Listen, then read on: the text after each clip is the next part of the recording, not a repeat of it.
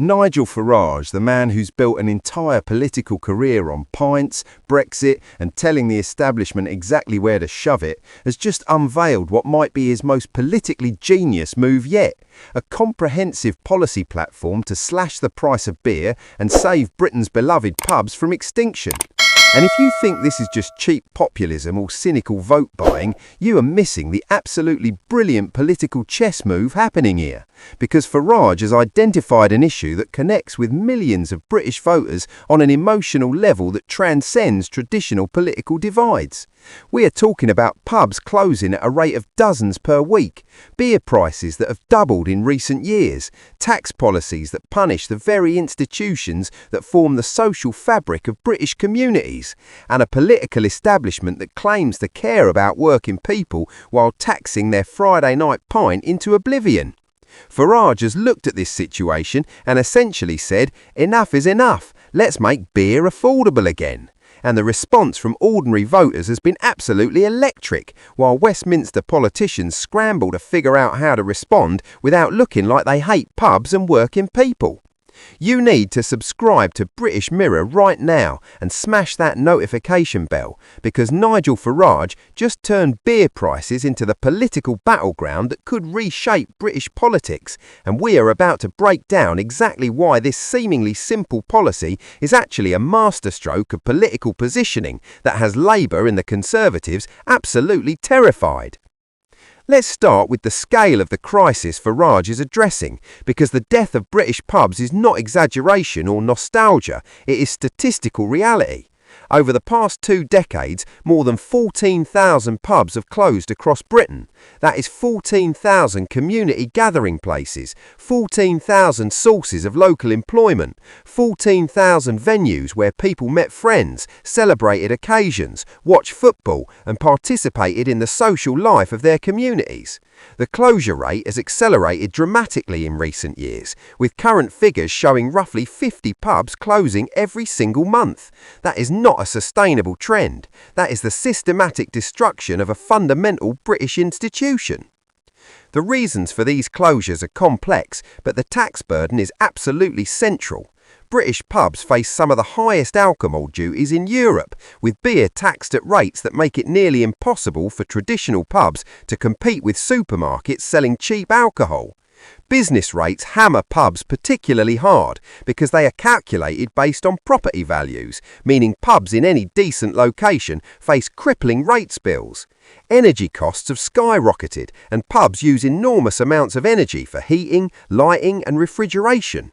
Labour costs have increased with minimum wage rises, which is good for workers but brutal for small businesses operating on razor-thin margins. The cumulative effect of all these pressures is that running a traditional British pub has become economically unviable for many landlords. Farage's plan attacks these problems systematically. The centrepiece is a dramatic cut to beer duty, reducing the tax on a pint by approximately 20%, which would translate to savings of roughly 40 to 60 pence per pint, depending on the beer. That might not sound revolutionary, but for regular pub goers spending £20 or £30 on an evening out, it is the difference between affording a few pints and staying home with supermarket beer.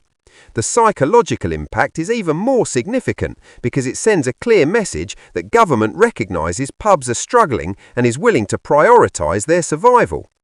The plan also includes business rates relief specifically targeted at pubs, reducing the property tax burden that has destroyed so many establishments. Farage proposes a blanket 50% reduction in business rates for licensed premises with turnovers below a certain threshold, essentially giving small independent pubs breathing room to survive, while not subsidising massive chain operations that do not need help. This is politically clever because it positions Reform UK as defenders of small businesses and local communities against big corporations and government tax raiders. Energy cost support is another key component.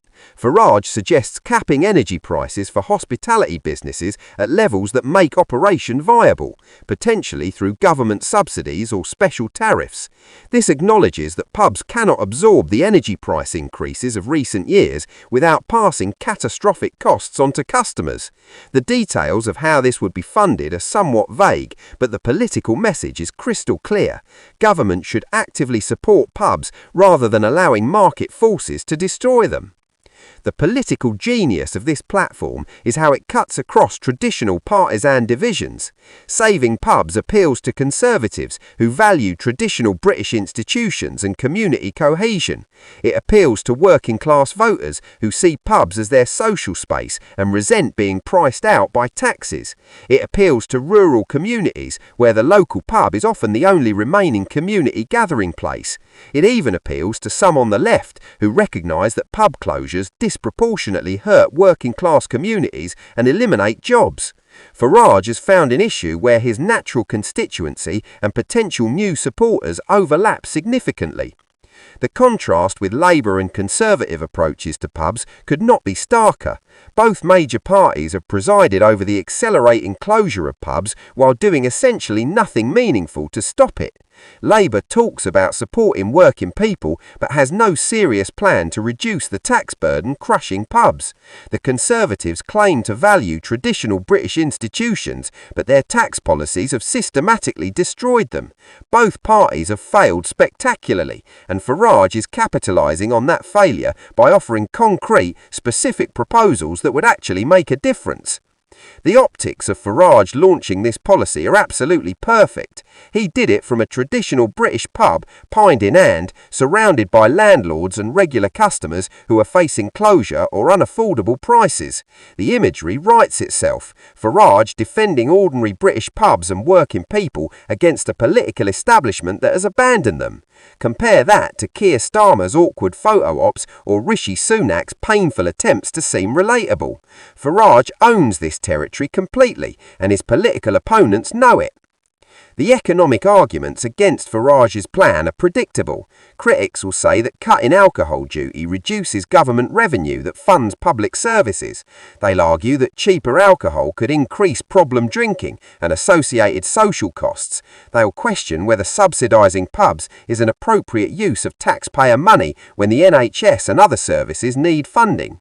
These are legitimate policy questions, but they are also politically tone-deaf because they amount to arguing that taxing pubs into extinction is somehow good governance.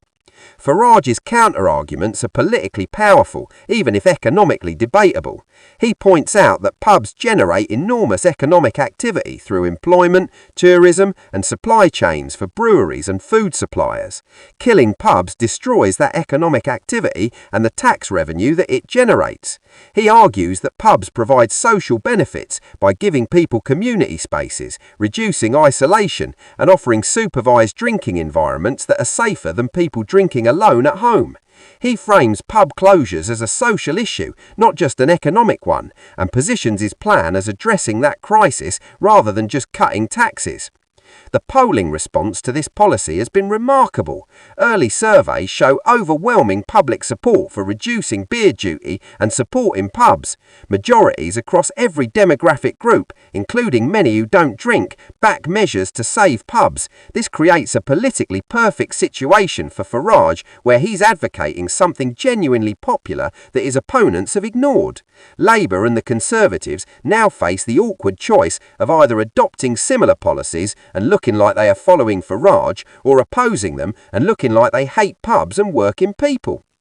The pub industry response has been ecstatic. Trade groups representing landlords and breweries have praised Farage's proposals as exactly the kind of support they've been begging government to provide for years.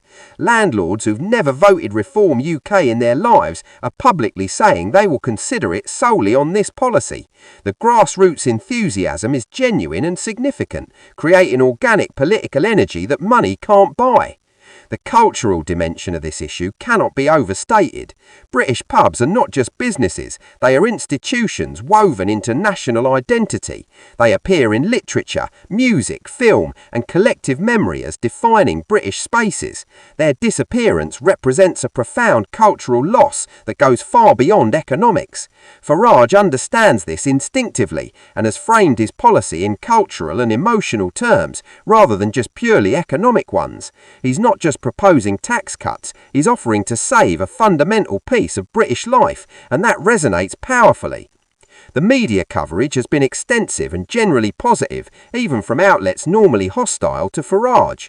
The issue transcends normal partisan coverage patterns because defending pubs is not particularly controversial, and attacking someone for wanting to save them makes journalists look elitist and out of touch.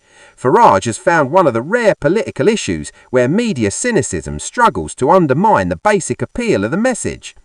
Looking ahead, this policy platform could be genuinely transformative for Reform UK's electoral prospects. It gives them a positive, constructive policy agenda, rather than just opposing things. It attracts voters who might never consider reform on immigration or Brexit, but care deeply about their local pub. It positions Farage as solving real problems that affect ordinary people, rather than just being a protest vote. The strategic value is enormous.